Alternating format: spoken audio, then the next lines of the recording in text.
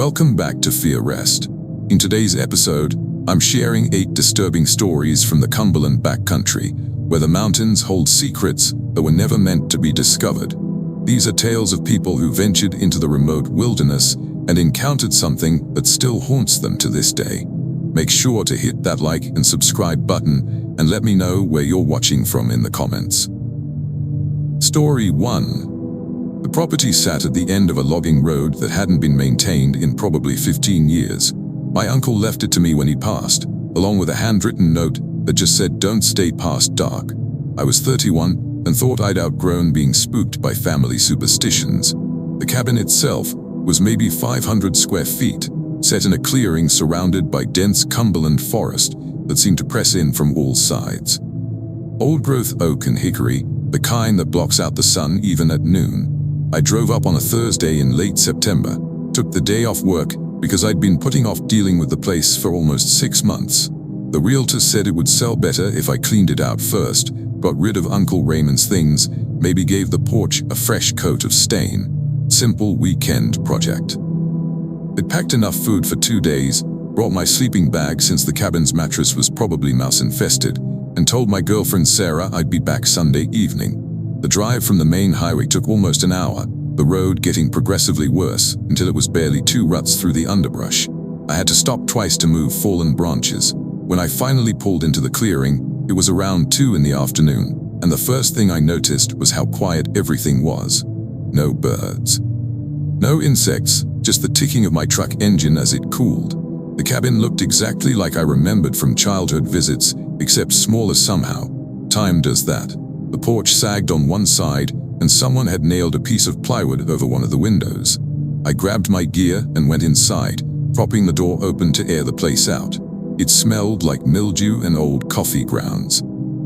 I found my uncle's camping chair still set up in the corner, a faded paperback on the armrest with a receipt marking his place.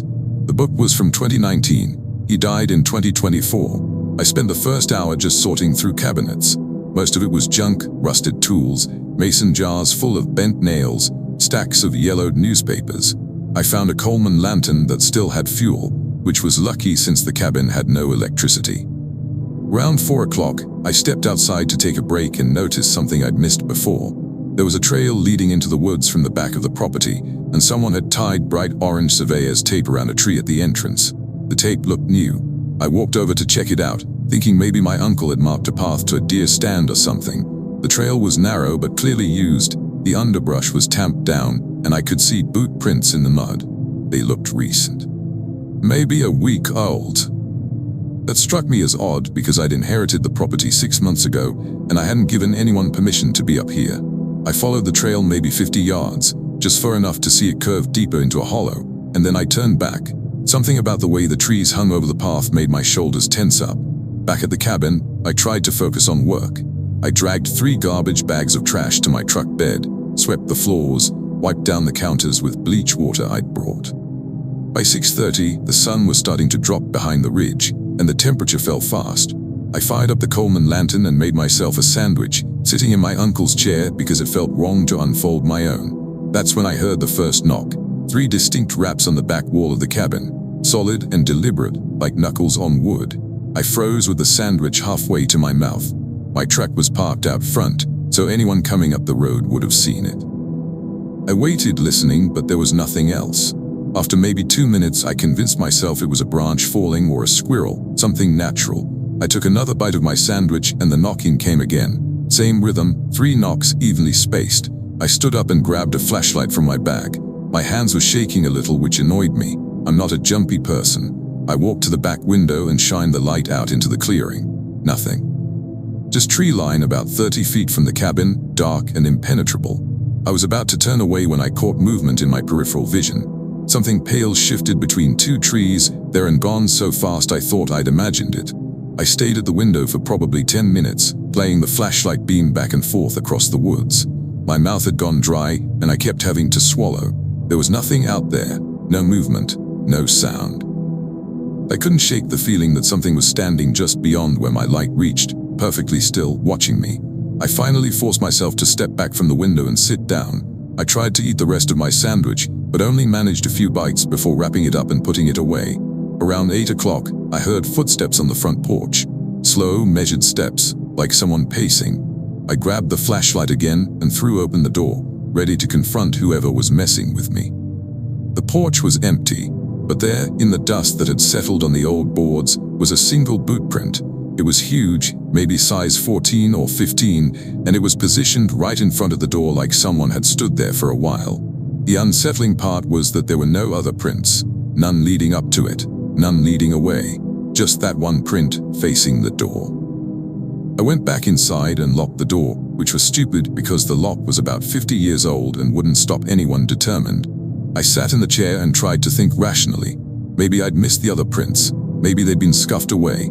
I pulled out my phone to call Sarah just to hear another person's voice, but I had no signal. I'd known that would be the case. The cabin was in a dead zone, but it still made my chest tighten. The knocking started again around 9. This time it came from multiple sides of the cabin, back wall, side wall, front door. Always 3 knocks, always the same rhythm, but moving around the perimeter like something was circling the building. I sat in the center of the room with the lantern turned up bright and the flashlight in my hand, turning in a slow circle to track the sounds. They went on for maybe 20 minutes, and then they stopped. In the silence that followed, I heard something else. A voice, distant and muffled, coming from the direction of that trail. It was calling a name, Raymond, Raymond. My uncle's name, in a woman's voice that sounded like it was coming from somewhere deep in the hollow. I felt the hair on my arms stand up. My uncle had been widowed for 30 years. His wife, my Aunt Carol, had died in a car accident in 1994. I knew that voice shouldn't exist. The calling continued, growing slightly louder, like whoever it was had moved closer. Raymond, where are you? Raymond, come help me. The tone was urgent but not panicked, like someone who'd lost their way and needed assistance. Every rational part of my brain screamed that this was wrong, that I should not respond, that I should not go outside. But another part, a part I'm not proud of, almost got up to open the door. Almost. I forced myself to stay seated. I turned off the lantern so nothing could see me through the windows. In the darkness, with just the ambient moonlight filtering through gaps in the curtains, I sat completely still and listened. The voice called for another 5 minutes, and then it changed. It was still saying Raymond, but now it sounded frustrated, angry. The tone had shifted from pleading to demanding. Raymond, open this door. Raymond, you need to let me in. That's when I realized the voice was right outside the cabin. On the porch, I could hear boards creaking under weight. Something was standing at the door, speaking in my dead aunt's voice, demanding to be let inside. I gripped the flashlight so hard my knuckles ached. Don't open the door, I kept thinking. Do not open that door. The doorknob rattled once, twice, testing the lock. Then silence. I sat in the dark for what felt like hours. Eventually, I must have dozed off in the chair because I jerked awake to pale dawn light coming through the windows. My neck was stiff, and for a moment, I couldn't remember where I was. Then it all came rushing back. I stood up, legs cramping, and checked my watch. 6:15. I'd survived the night. I gathered my things as quickly as I could, not bothering to finish the cleaning. Whatever my uncle had known about this place, whatever he'd tried to warn me about with that note, I understood it now. As I loaded the last bag into my truck, I glanced at the porch and felt my stomach drop. There were dozens of boot prints now, covering every surface, all different sizes. All facing the door. They hadn't been there yesterday, I would have seen them. I drove back down that overgrown logging road faster than was safe, branches scraping my truck's sides. I didn't stop to move the fallen timber, I just drove over it. When I finally hit paved highway 40 minutes later, I pulled over and sat in a gas station parking lot, hands shaking on the steering wheel. The cabin's still in my name. The realtor keeps asking when I'm going to list it. I haven't been back. Last week I got a package in the mail with no return address. Inside was my uncle's paperback, the one I'd seen on his chair. The receipt bookmark was gone, replaced with a photograph. It showed the cabin at night with someone standing on the porch looking out. The person was too far away to make out details, but I recognized my jacket. The photo was taken from the tree line looking at the cabin. It was taken the night I was there. I never saw anyone with a camera. I never saw anyone at all. Story 2. I was 24 when my friend Garrett convinced me we should do a 3-day backpacking trip through the Cumberland Backcountry. He'd found this loop trail in an old guidebook from the 80s, one that wasn't on any current maps. We liked the idea of hiking something forgotten, something where we wouldn't run into anyone else. Growing up in Appalachia, you'd think we'd have done more wilderness camping. but both of us had spent our 20s working retail management and letting ourselves get soft. This was supposed to be us getting back to our roots. We drove out on a Friday morning in early October when the leaves were just starting to turn. The trailhead was marked with a wooden sign so weathered we could barely read it. Someone had carved "Turn Back" into the post below the trail name, but the carving looked old and we laughed about it. Probably kids from decades ago trying to scare people. We shouldered our packs and headed in, following faded trail markers tied to trees. The first day was perfect. We hiked about 8 miles through mixed hardwood forest, stopped for lunch by a creek, and made camp in a flat area near a limestone outcropping. Garrett made chili on his camp stove, and we spent the evening talking about work and life, and whether we were too old to still be living in our hometown. The stars were incredible, but no light pollution, just the Milky Way stretched out above us. I fell asleep feeling more relaxed than I had in months. I woke up around 3 in the morning needing to pee. I unzipped my tent as quietly as I could, not wanting to wake Garrett, and walked about 20 yards from camp with my headlamp on its lowest setting. That's when I noticed something hanging from a tree near the edge of our clearing. I walked closer, thinking it might be someone's lost gear, and felt my stomach clench when I got a better look. It was a construction of thin branches woven together into a rough circle, maybe 2 feet in diameter. Hanging from it with lengths of what looked like fishing line were small objects I couldn't immediately identify. I raised my headlamp and realized they were teeth. Not human, probably deer or coyote, but dozens of them, suspended at different heights. They clicked together softly in the breeze, making a sound like wind chimes. The whole thing was directly in line with where we'd set up our tents, like someone had positioned it to face us. I went back to camp and woke Garrett up. He followed me back to the tree, and we both stood there looking at this thing for a long moment. "It's probably some kind of art project," he finally said, but his voice didn't sound convinced. "You know, like those rock cans hikers make." I didn't point out that rock cans don't require killing animals and extracting their teeth. We went back to our tents, but I didn't sleep well after that. Every sound in the forest seemed louder, more deliberate. The next morning we found 3 more of the constructions, one hanging from a tree on the opposite side of camp, one placed on the ground directly between our 2 tents. I swear it hadn't been there when I'd gotten up in the night, and one wedged into a split in the limestone outcropping, positioned so it was facing the trail we'd planned to take that day. None of us had heard anyone approach during the night. No footsteps, no voices, nothing. We should have turned back right then. That's what I think about now, years later. We should have packed up and hiked the 8 miles back to the car. But we'd planned this trip for months, requested the time off work, told everyone we were doing it. There's this stupid thing men do where we convince ourselves that being afraid is worse than actually being in danger. So we packed up camp and kept hiking. The trail that second day was harder. It climbed steadily up a ridge, and the markers became increasingly difficult to follow. Several times we had to stop and search for the next ribbon of tape that indicated we were going the right way. Around noon, we came across an old campsite. There was a stone fire ring and 4 flat spots where tents had obviously been set up many times. The ground was packed hard and clear of vegetation. But hanging from trees around the perimeter were dozens of those tooth constructions, all facing inward toward the camp area. "We need to leave," I said. It was the first time either of us had said it out loud. Garrett nodded. We didn't discuss it further. We turned around and started hiking back the way we'd come, moving faster now, not stopping to rest. The problem was that the trail seemed different. Features I remembered seeing on the way up weren't there on the way down. A distinctive fallen tree that we'd climbed over was gone. The creek crossing that had been narrow enough to hop across had widened into something we had to wade through. We hiked for 4 hours, which should have been enough to get us back to our previous campsite, but nothing looked familiar. The forest had become a maze of identical ridges and hollows. Our GPS units were useless. The terrain apparently blocked satellite signals. By late afternoon, we had to admit we were lost. We'd been following trail markers, but I was starting to suspect they weren't the same markers we'd followed on the way in. We made camp that night in a hollow next to a dry creek bed. Neither of us was hungry, but we forced ourselves to eat energy bars and drink water. We didn't build a fire. As darkness fell, Garrett kept checking over his shoulder, and I realized I was doing the same thing. The forest around us was absolutely silent. No insects, no birds, no wind.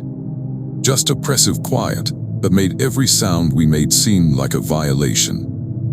Around midnight, we heard whistling. It came from upslope in the direction we'd been planning to hike the next morning. Someone was whistling a tune I almost recognized, something old, maybe a folk song. The whistling would play a few bars, stop, then start again from the beginning. It never got any closer, but it never moved away either. Just stayed at the same distance, repeating the same fragment of melody. "Hello?" Garrett called out. His voice cracked slightly. "Is someone there?" The whistling stopped. In the silence that followed, we heard something else. Footsteps moving through dry leaves, not running but not walking either, something in between, and there were too many of them. It sounded like multiple people moving through the woods around our camp in a wide circle, staying just beyond where our flashlight beams could reach. I grabbed Garrett's arm. We stood back to back in the center of our small camp, turning slowly to track the sounds. The footsteps continued for maybe 5 minutes, circling us twice, and then they stopped. One of my tent stakes was pulled out of the ground with a sharp zip of fabric and nylon. I spun around to look, but there was nothing there. Just my tent, one corner now sagging, then another stake on Garrett's tent, then one of mine again. Something was systematically pulling up our stakes, one at a time, while staying invisible in the darkness beyond our lights. "Run," Garrett whispered. We didn't discuss direction. We just grabbed our flashlights and ran downhill, into the dry creek bed, following it because it was the only clear path. Branches whipped at our faces. I lost my flashlight when I tripped over a root but didn't stop to retrieve it. Behind us, I could hear crashing through the underbrush. Multiple sources, keeping pace with us, sometimes ahead on the slope above the creek bed, sometimes behind. We ran until I thought my lungs would burst, and then we ran more. The creek bed eventually led to a wider stream with actual water, and we splashed through it, hoping to lose whatever was following. The sky was starting to lighten, dawn coming. We kept moving, now hiking fast rather than running, putting distance between us and that camp. Neither of us looked back. We found a paved road around 7 in the morning. I have no idea how far we'd traveled or in what direction. A logger in a pickup truck stopped when he saw us stumbling along the shoulder. We must have looked like disaster survivors. He drove us to a gas station 40 minutes away, and we called a friend to come get us. We never went back for our gear, never even tried to find the trailhead where we'd left Garrett's car. He reported it stolen and insurance covered it. Last month I got a package in the mail. Inside was my flashlight, the one I'd lost in the woods. It had been carefully cleaned and polished. The batteries still worked. There was no note, no return address. But wrapped around the handle with fishing line was a single human molar. I had a dentist check my teeth. I'm not missing any, neither is Garrett. I don't know whose tooth it is. I don't want to know. Story 3. The research station had been abandoned since 2011, according to the Forestry Service guy who gave me directions. I was working for a biology department doing a summer survey of salamander populations, and they'd sent me out to check whether the old water monitoring equipment was salvageable. The station was about a 3-hour hike from the nearest forest road, and I was supposed to spend 2 nights taking readings and photographing the equipment for my supervisor's grant proposal. I'd graduated that spring with a degree in environmental science and basically no real-world experience beyond what I'd gotten in controlled classroom settings. This was my first solo field assignment, and I was determined to prove I could handle it. At 22, I thought confidence could substitute for experience. Looking back, I realize how unprepared I was for isolation. I'd never spent a night alone in the wilderness before this trip. The hike in was uneventful. I followed a service trail marked with orange blazes, stopping once for lunch and once to adjust my pack straps. The station appeared around 4 in the afternoon, sitting in a clearing next to a creek that fed into the Cumberland River system. It was a single-room cinder-block building with a metal roof, maybe 12 by 12 feet. The windows were intact but filthy, and someone had padlocked the door. I had the key. Inside was basic: a wooden bench along one wall, metal shelving holding rusted equipment, a propane heater that probably hadn't worked in years. Everything was covered in a thick layer of dust and dead insects. I swept a space clear and set up my sleeping pad and bag on the bench. The water monitoring station was about 50 yards downstream, a concrete platform with a small shelter protecting electronic instruments that were supposed to track flow and temperature. Most of the instruments were badly corroded, but I took photos and notes anyway. That first evening, I made dinner on my camp stove outside the station, sitting on the cinder block steps and watching the creek. The water ran clear over limestone bedrock, and I could see tiny fish darting in the shallows. It was peaceful. The sun filtered through the canopy in those long golden rays you only get in deep forest. I felt proud of myself for doing this alone, for being competent enough that my supervisor trusted me with the assignment. I went to bed around 9, exhausted from the hike. The station had no electricity, so I used my headlamp to read for a while before turning it off to save batteries. That's when I noticed the scratching sound. It was faint, rhythmic, like someone dragging a stick along the outside of the building. I lay still and listened. The sound moved from the back wall to the side wall to the front, where the door was. Then it stopped. I told myself it was an animal, probably a raccoon or possum investigating the building. But I didn't hear any chittering or rustling, and the rhythm of the scratching had been too steady, too deliberate. I pulled my sleeping bag over my head and eventually fell asleep, though it took a long time. I woke to daylight and felt embarrassed about being scared. In the morning sun, the station just looked like an old maintenance building. I spent the day working, taking soil samples near the creek and documenting plant species for my report. I saw no signs of other people, no footprints, no trash, no recent trail markers. Around 3 in the afternoon, I decided to explore upstream from the station, following the creek to see if there were any other monitoring sites I should document. About a quarter mile up, I found something that made me stop walking. There was a depression in the ground near the creek bank, maybe 6 feet across and 2 feet deep, perfectly circular. The soil at the bottom was darker than the surrounding earth, and it had a strange texture, almost greasy. Nothing was growing in it, not even moss, which covered everything else in that damp environment. I took photos and soil samples, thinking it might be some kind of contamination my supervisor would want to know about. That's when I noticed the smell. It was faint at first, like spoiled meat left in the sun, but it got stronger as I moved around the depression. I backed away and continued upstream, but the smell followed me. After maybe 50 more yards, I found the source. There was a dead deer lying half in the water. It looked like it had been there for weeks. The body was bloated and the flesh had started to slide off the bones. But what made me stop and stare was that every bone in its legs was broken, not like from a fall or predator attack. The breaks were clean, almost surgical, and the bones had been bent backward at impossible angles. I took one photo and then got out of there. I'm not squeamish about dead animals. I'd dissected plenty in university, but something about that deer made my hands shake. I hiked back to the station and spent the rest of the afternoon trying to work, but I kept thinking about those broken bones. No predator does that. No natural process explains it. That night I made sure the station door was locked and wedged my backpack against it. I ate a cold dinner, not wanting to go outside to use the stove. As darkness fell, the scratching started again. This time it was louder, more insistent, and it was definitely on the door.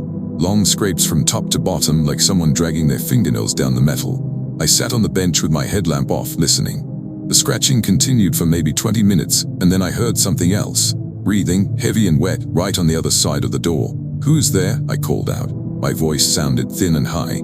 The breathing stopped. For maybe 30 seconds, there was complete silence. Then something slammed into the door so hard the whole building shook. I screamed. I couldn't help it. The impact came again, then again, each time making the door rattle in its frame. The padlock held, but I could see the metal door beginning to buckle slightly. I grabbed my pack and squeezed under the bench, which was stupid, but it was the only place that felt like cover. The slamming continued. Through gaps in the cinder block foundation, I could see movement outside, something pale and too large to be human, circling the building. It moved on all fours, but its proportions were wrong. The legs were too long, bent backward at the knees like a dog's, but bigger, much bigger. It started to dig. I could hear claws scraping at the foundation, and then dirt began falling through the gaps into the station. It was trying to get under the wall. I stayed frozen under that bench, barely breathing, watching dirt pile up on the floor. The digging continued for what felt like hours. At some point, exhausted and terrified, I must have passed out, because the next thing I remember is morning light through the filthy windows and silence. I crawled out from under the bench. My whole body ached from lying cramped on the concrete floor. The door was dented badly, covered with long scratches that had gouged through the metal paint. Outside, the ground around the station was torn up. Huge furrows dug into the earth near the foundation. I didn't take time to investigate. I grabbed my pack and ran. I made it back to the forest road in under 2 hours, basically jogging the entire way. I didn't take the soil samples I'd collected. I didn't retrieve the photos from the camera I'd left on the monitoring station platform. I just ran.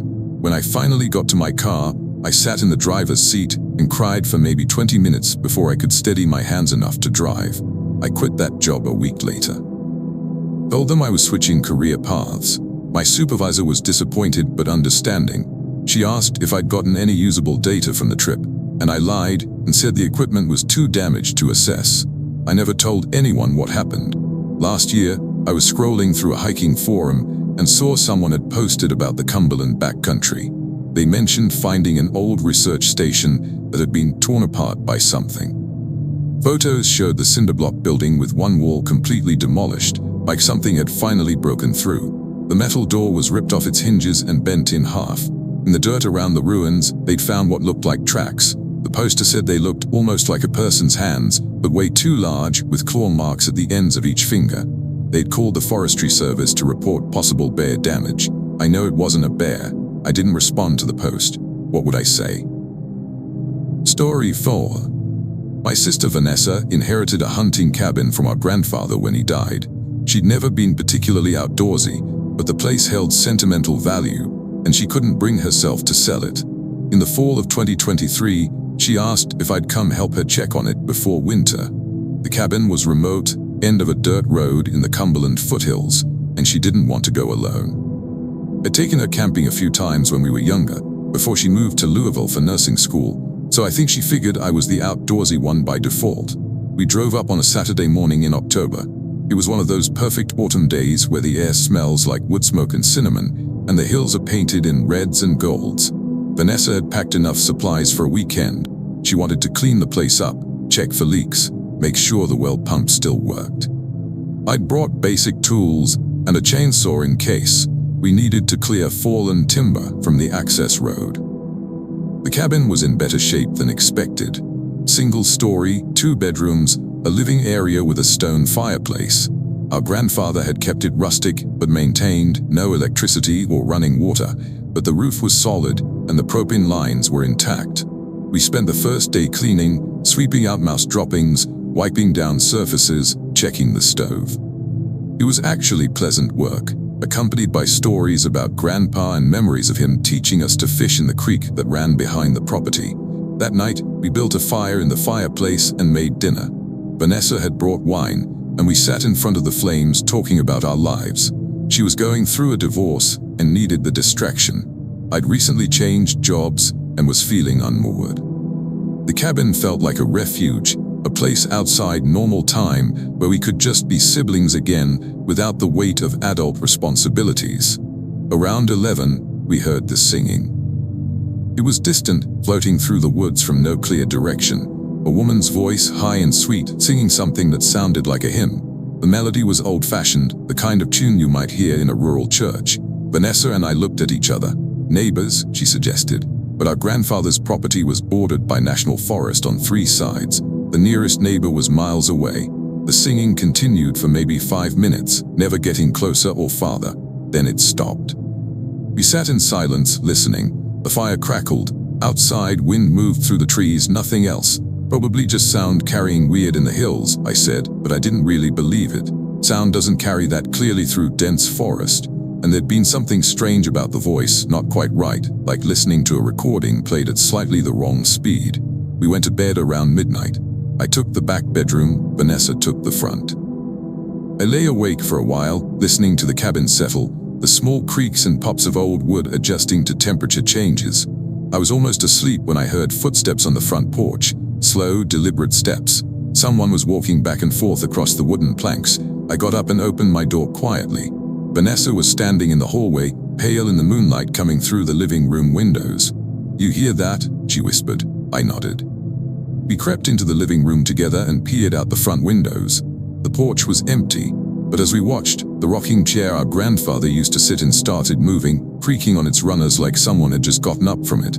There was no wind. The other chairs on the porch stayed still. "Okay, that's fucked up," Vanessa said. We backed away from the window. I grabbed a flashlight and went to the door, unlocking it before I could change my mind. I stepped out onto the porch. The rocking chair was still now. I shined the flashlight around the clearing, into the tree line, back along the dirt road. Nothing. The night was still and quiet. Too quiet, I realized I couldn't hear any insects or night birds. Back inside, we didn't talk about it. What was there to say? We'd both seen the chair moving. We couldn't rationalize it away. Vanessa suggested we leave, drive back to town, but neither of us wanted to navigate that dirt road in complete darkness. So we did something stupid and decided to wait until morning. We pushed the couch against the front door and sat together in front of the dying fire, not even pretending we were going to sleep. Around 2 in the morning, the singing started again. This time it was closer, and I could make out words. Come down to the water, where the shadows run deep.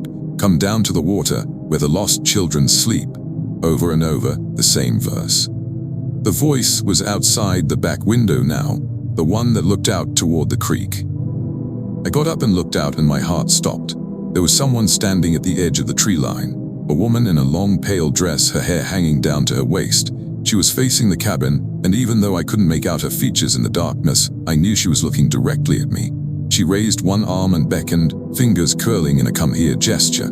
The singing continued, but her mouth wasn't moving. The sound was coming from somewhere else, or everywhere at once. I jerked back from the window. We need to go, I said, right now. Vanessa didn't argue. We grabbed our keys and ran for the door, shoving the couch aside. Outside, the woman was gone, but the singing continued, surrounding us. We sprinted for Vanessa's car. She fumbled with the keys, dropped them, snatched them up again. I yanked open the passenger door and threw myself inside. The engine started on the first try, thank God. Vanessa threw the car in reverse, and we tore backward down the driveway, rocks pinging off the undercarriage. In the headlights sweep, I saw the woman again. She was standing in the middle of the road now, facing us, arms at her sides. Vanessa slammed the brakes and the car fishtailed. The woman didn't move. Vanessa jerked the wheel and drove off the road into the grass, going around her. As we passed, I got a clear look. Her face was wrong. The proportions were almost right, almost human, but the eyes were too far apart and too large, and they reflected the headlights like an animal's. Her mouth hung open, impossibly wide, and the singing poured out even though nothing moved, not her lips, not her jaw, nothing. She turned her head to track our movement, and I saw her neck bend at an angle no human neck should manage. We hit the main road doing maybe 60, way too fast for the conditions. Neither of us spoke until we'd gotten back to the highway. "The fuck was that?" Vanessa finally said. Her voice was shaking. I didn't have an answer. I still don't. The cabin's still in Vanessa's name. She's never been back. She tried to sell it, but the buyer backed out after visiting the property. They didn't give a reason. Last month, she got a letter from the county saying someone had reported smoke coming from the chimney. They'd sent a deputy to check it out. The cabin was locked up tight, just like we'd left it, but there were fresh ashes in the fireplace. And someone had carved a message into the mantle above it. "Come down to the water." Story 5. I'd been driving for 9 hours when my GPS stopped working. This was back in early spring, March 2024, and I was relocating from Chicago to Nashville for a new job. I decided to take the scenic route through the Cumberland Plateau instead of staying on the interstate, thinking it would be a nice break from highway monotony. That decision probably saved my life or ruined it. I'm still not sure which. The GPS cut out around 4 in the afternoon. One moment it was tracking my route, the next it showed me in the middle of blank space with no roads marked. I had maybe 2 bars of cell signal, not enough to reload the map. I was on a narrow 2-lane road that wound through dense forest, no towns marked on any signs, no gas stations visible. I'd seen exactly 3 other cars in the last hour. I should have turned around, but I'm stubborn, and I convinced myself that if I just kept going, I'd hit a larger road eventually.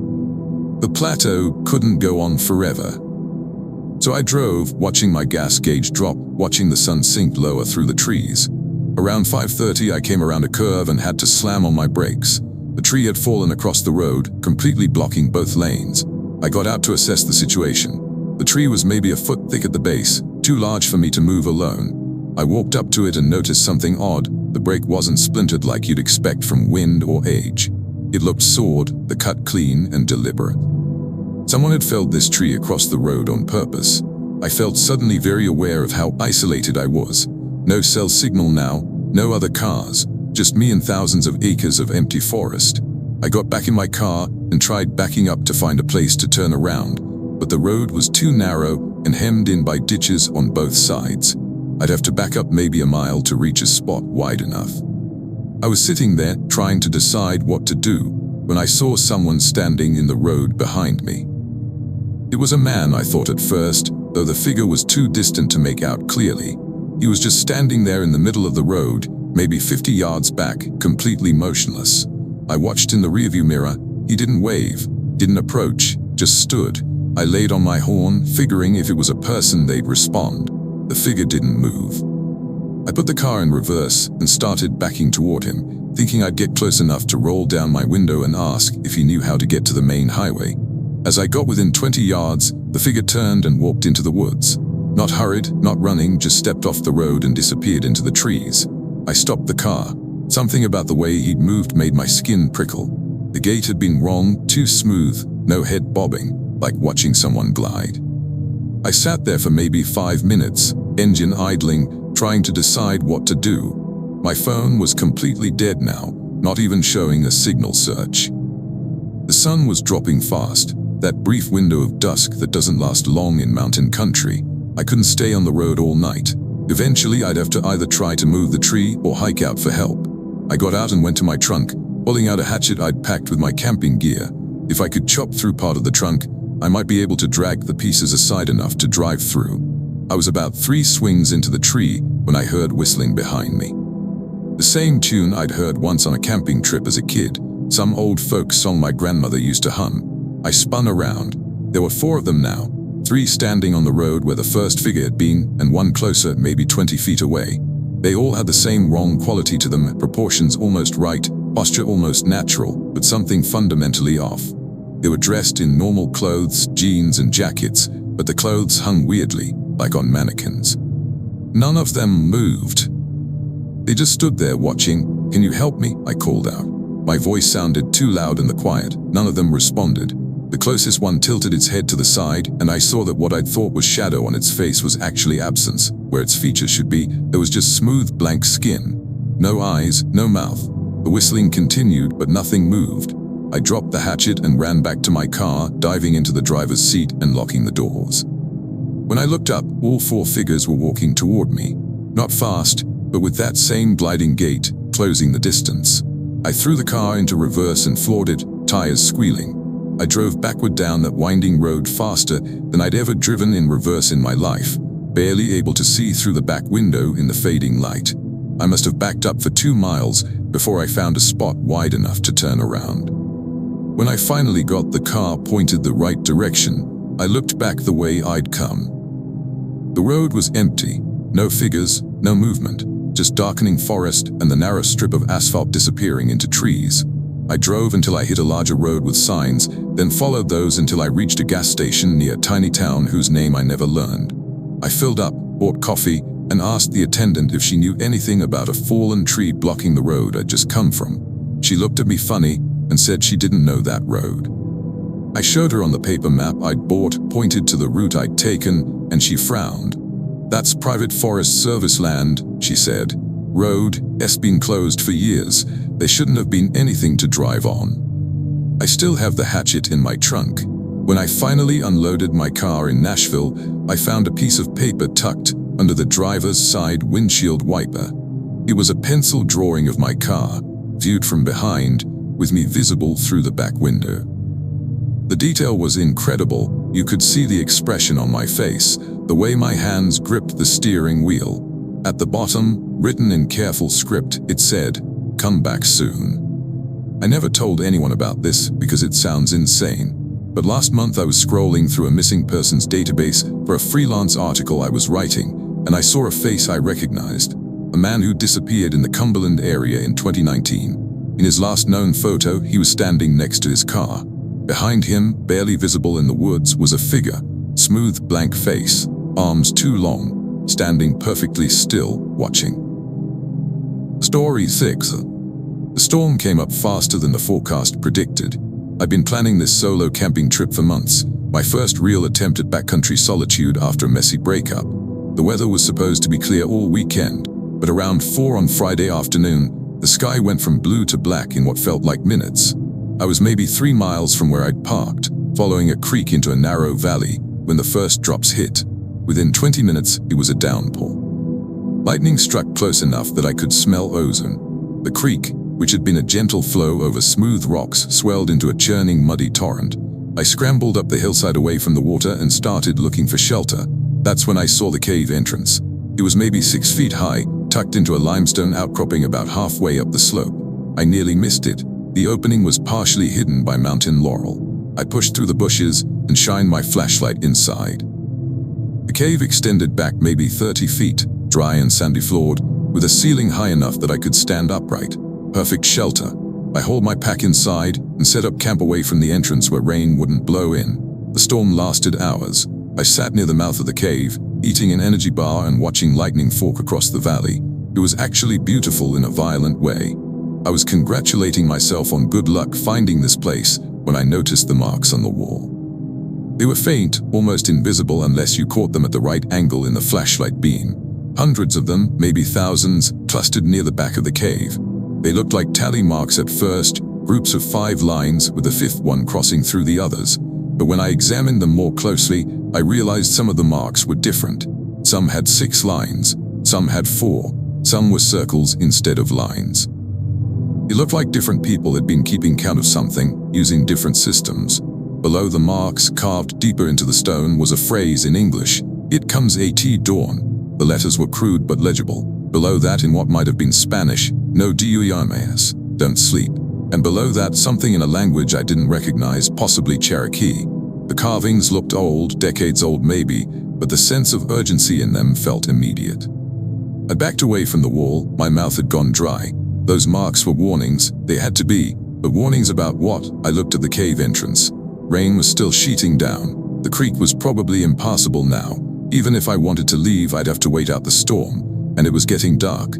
I set up my sleeping bag but didn't get in it. Instead, I sat with my back against the wall where I could see both the entrance and the rest of the cave. I kept my flashlight on, even though I knew I should conserve batteries. The thought of sitting in darkness with those marks on the wall behind me was intolerable. Around midnight, the rain stopped.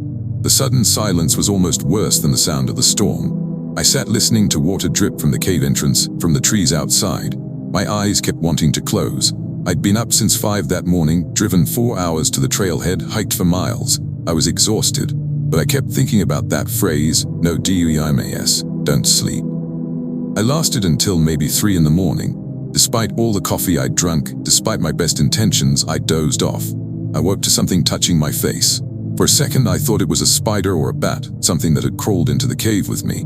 Then I opened my eyes and saw the hand. It was pale, almost luminous in the dark. The fingers were too long, with too many joints, and they were stroking my cheek with a gentleness that was somehow more horrifying than violence would have been. I tried to scream, but no sound came out. I scrambled backward, and the hand withdrew into the darkness at the back of the cave. I grabbed my flashlight and swung the beam toward the back wall. There was nothing there, just rock and those thousands of tally marks. But when I lowered the beam, I saw something that made my stomach drop. Fresh marks on the sandy floor. Not footprints, drag marks, like something had pulled itself across the ground. They led from a crack in the back wall, a split in the rock I hadn't noticed earlier, maybe 2 feet wide. The marks led to where I'd been sleeping. I didn't think. I just grabbed my pack and ran. Left my sleeping bag, left my camp stove, left everything that wasn't already in my pack. I burst out of the cave into pre-dawn darkness and stumbled down the hillside. The creek had receded, but was still high. I waded through hip-deep water, lost my footing once and went under, came up gasping and kept going. I made it back to my car by 6 in the morning, soaked and shaking. I'd bushwhacked most of the way, not bothering to find the trail, just heading in what I hoped was the right direction. My hands were scraped bloody from grabbing at branches, and I'd twisted my ankle at some point without noticing. I sat in the driver's seat with the heater blasting, trying to stop shivering. When I finally calmed down enough to think straight, I checked my pack. Everything was there except my sleeping bag, which I'd abandoned. But tucked into the top pocket was something that hadn't been there before. A smooth white stone, oval-shaped, about the size of a child's palm. Someone had carved a face into it, 2 circles for eyes, a line for a mouth. The eyes had been filled in with something dark that looked like dried blood. I threw the stone out the window and drove away. I reported the cave to the Park Service, told them it had concerning graffiti and might be a safety hazard. They thanked me for the information, but said they didn't have the resources to investigate every cave in the forest. There were hundreds of them. I've tried to find the cave on maps, satellite images, anything. I can't even find the valley I was in. The geography doesn't match my memory. Sometimes I think I imagined the whole thing, but then I look at my scars, the ones on my palms from that desperate flight through the forest, and I know it was real. And sometimes, when I'm almost asleep, I feel that touch on my face again. Those two long fingers, impossibly gentle, stroking my cheek in the dark. Story 7. I was 35 when I took the job as a fire lookout in the Cumberland Backcountry. My marriage had ended badly, and I needed to be somewhere quiet where I could think. The Forestry Service was hiring for the summer season, and they didn't ask many questions. They gave me a 2-week crash course in radio operation and wildfire identification, handed me a key, and sent me up to a tower 20 miles from the nearest town. The tower was 70 feet tall, perched on top of a ridge that gave a 360-degree view of the forest. The cab at the top was maybe 12 by 12 feet, with windows on all sides, a cot, a desk, a wood stove, and the radio equipment. Supplies came every 2 weeks. A ranger would hike up with food, propane, and batteries. Otherwise, I was completely alone. It was exactly what I wanted. The first week was perfect. I'd wake at dawn, make coffee, watch the mist burn off the valleys. During the day, I'd scan for smoke, read books, nap when it got hot. The silence was profound. No traffic, no voices, no phones ringing, just wind and birds and the occasional crack of a tree branch. I felt myself starting to relax for the first time in years. The second week, I started noticing the lights. They appeared at night, down in the valleys between ridges. Small points of illumination, pale blue or greenish, moving slowly through the trees. At first I thought they were other campers with headlamps, but they moved wrong. They'd appear, drift sideways for 100 yards or so and blink out, then reappear somewhere else. There were always between 3 and 7 of them visible at once. I mentioned it on the radio during my next check-in. The ranger, a woman named Harper Chen, was quiet for a moment. Then she said, "How long have you been seeing them?" I told her about 4 nights. "Okay," she said. "Don't go down there. Don't try to investigate. Just stay in the tower." Her tone made it clear this wasn't the first time someone had reported the lights. That night I watched them for hours. They seemed to be concentrating in a particular valley to the northwest, maybe 2 miles away. I used the binoculars trying to get a better look, but they were too distant and the lights were too dim. Around midnight, one of them started moving toward the tower. It came slowly, weaving between trees, getting brighter as it approached. I watched it climb the ridge, getting closer and closer until it was at the base of the tower. I looked straight down through the windows. There was something carrying the light. It looked like a person holding a lantern, but the proportions were wrong. The arms were too long, and the way it moved was liquid, boneless. It stood at the base of the tower looking up at me. I couldn't see its face. The light it carried washed everything out, but I felt its attention like a physical weight. Stayed like that for maybe 10 minutes. It didn't try to climb, didn't make any sound, just stood there holding that pale light looking up. Then it turned and glided back into the forest. The light disappeared. I didn't sleep that night. The next day I radioed Harper and asked to be pulled off the tower. She asked if I was sick or injured. I said no, I just needed to leave. There was a long pause. "You're scheduled for another 6 weeks, she said. "If you quit, you don't get paid." I needed the money. I had nothing waiting for me back in the world, so I said I'd stay. That night 3 of the lights came to the base of the tower. They stood in a rough triangle, those things carrying them, all looking up. I closed the curtains I'd made from a spare blanket and sat in the middle of the cab with my back to the radio desk, trying not to think about what was down there. I heard sounds scraping on the tower legs, like something testing the metal. Then nothing. By the end of the second week, the lights came every night, sometimes as many as a dozen. They'd gather at the base of the tower and stand there for hours. I stopped looking down, just kept the curtains closed and waited for dawn. I wasn't sleeping well, wasn't eating much. Harper asked during the radio check-ins if I was okay, and I lied and said I was fine. The third week, I woke up one morning and found marks on the platform outside the cab. Long scratches in the metal, like someone had dragged claws across it. The door to the cab was still locked from the inside. Whatever had made those marks had climbed 70 feet up the tower during the night, while I was sleeping 6 feet away with only a thin door between us. I should have left then, hiked out, abandoned the post. accepted that I wouldn't get paid, but I was paralyzed by a stubborn pride, a refusal to admit I couldn't handle the isolation, and there was something else too.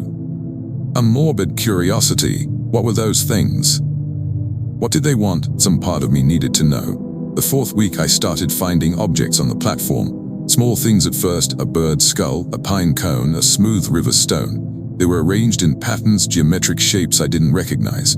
Each morning there would be more. I'd sweep them off the platform, and by the next morning they'd be replaced. It felt like offerings or maybe warnings. On the 28th night, one of them spoke to me. I was lying in the cot, trying to will myself to sleep, when I heard my name, Thomas.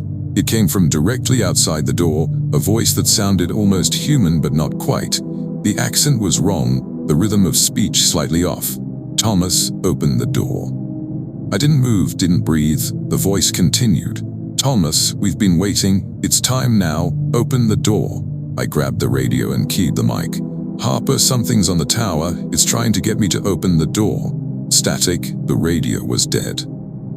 I checked the battery, full charge. The equipment just wasn't working. The thing outside tried the door handle. It was locked, but the door wasn't strong. If it wanted to force its way in, it probably could. The handle rattled for what felt like hours. Then the voice changed. It was my ex-wife's voice now. Tommy, please, I'm sorry about everything. Just open the door and we can talk. Hearing that voice up here 70 feet above the ground in the middle of nowhere was the most terrifying thing I've experienced. I made it through that night. At dawn, the voice stopped. The lights retreated back into the valleys. When Harper came with supplies the next day, I was packed and ready to go. I'm done, I told her. I don't care about the money. She nodded like she'd been expecting it. On the hike down, I asked her what those things were. She said she didn't know. Rangers had been seeing the lights for decades. Some people stayed the full season, some didn't. I never went back to the Cumberland Backcountry. I got a job in a city, surrounded myself with people and noise and light. But sometimes, when I'm alone in my apartment at night, I hear my name called in that not quite human voice, and I see pale blue lights reflected in my windows, even though I live on the 12th floor. I keep the curtains closed. I keep the doors locked. I tell myself I'm safe here. Most nights, I almost believe it. Story 8. The Historical Society hired me to photograph an old homestead deep in the Cumberland Backcountry. They wanted documentation before it collapsed completely. The cabin dated to the 1840s and was supposedly one of the oldest structures in the region. I'm a freelance photographer, and the money was decent, so I agreed. They gave me GPS coordinates, a few grainy photos from the 1960s, and a warning that the hike was difficult. I set out on a Wednesday in late April. Spring comes late to the mountains, and the forest was just starting to leaf out. The hike took 5 hours, following abandoned trails marked with old blazes that were barely visible. The homestead sat in a hollow so deep and narrow that sunlight probably only reached the ground for a few hours each day. It was exactly as isolated as the Historical Society had described. Whoever had lived here must have been determined to avoid other people. The cabin was remarkable. Hand-hewn logs, stone chimney, even some of the original chinking still intact. I spent the first hour just photographing the exterior from different angles, documenting the joinery and the way the structure had settled over time. The door was long gone, the opening just a dark rectangle leading into the interior. I'd brought a powerful lead lantern, and when I stepped inside, I understood why the Historical Society wanted documentation. The place was a time capsule. There were still furnishings, a rough table, 2 stools, a bed frame against the far wall. Shelves held rusted tools and clay vessels. A spinning wheel stood in one corner, its wood darkened with age, but the structure still intact. I photographed everything methodically, taking shots from multiple angles, noting details. This would take several hours. I was about 2 hours into the work when I noticed the names. They were carved into the wall near the fireplace, dozens of them, scratched into the wood with something sharp. Most were weathered beyond reading, but a few were still legible. Sarah 1847, William 1851, Margaret 1849. Below them, in fresher-looking carving, were more recent additions. Jennifer 1986, Marcus 1993, Amy 2001. I photographed the names, making a note to ask the Historical Society about them. Were these family members, visitors? The dates spanned over a century and a half. I was examining a particularly deep carving when I heard movement outside the cabin. Footsteps crunching through dead leaves. I stepped to the doorway and looked out. There was a woman standing at the edge of the clearing. She was maybe 30 yards away, wearing a long skirt and a shawl, clothes that looked handmade and old-fashioned. Her hair was pulled back severely from her face. She stood completely still, watching me. I raised a hand in greeting. "Hello, I'm with the Historical Society, just photographing the cabin." She didn't respond, didn't move. After a moment, she turned and walked into the trees, disappearing into the shadows. I felt uneasy, but told myself she was probably a reenactor or maybe someone from one of the isolated communities that still existed in the deepest parts of the backcountry. I went back to work, but I couldn't shake the feeling of being watched. Every time I glanced at the doorway, I half expected to see her standing there. Around 4 in the afternoon, I decided to photograph the root cellar. There was a stone-lined pit behind the cabin, accessed by a wooden door set into the hillside. The door was partially collapsed, and I had to pull away debris to get it open. When I shined my light inside, I saw stone steps leading down into darkness. The air that wafted up smelled of earth and something else, something slightly sweet and rotten. I descended carefully, testing each step. The cellar was larger than I expected, maybe 10 feet by 10 feet, with a ceiling just high enough for me to stand upright. Stone shelves lined the walls. Most were empty, but a few held items, glass jars with dark contents, a child's doll made of corn husks, a wooden box. I photographed everything, feeling increasingly uncomfortable. This didn't feel like a normal root cellar. It felt like a shrine. I opened the wooden box. Inside were letters, dozens of them, all addressed to the keeper of the hollow. I pulled one out and unfolded it. The handwriting was neat but frantic. To the keeper, I leave my daughter's name. She was taken by fever in March.